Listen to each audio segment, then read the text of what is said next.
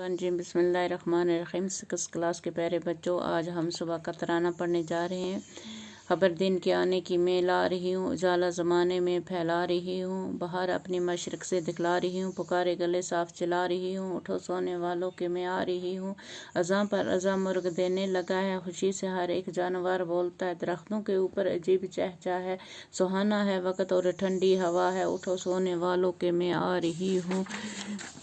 ये चिड़ियाँ जो पेड़ों पे हैं गुल मचाती, इधर से उधर उड़ के हैं आती जाती, दुमों को हिलाती परों को फैलाती, मेरी आमद आमद के हैं गीत गाती, उठो सोने वालों के मैं आ रही हूँ।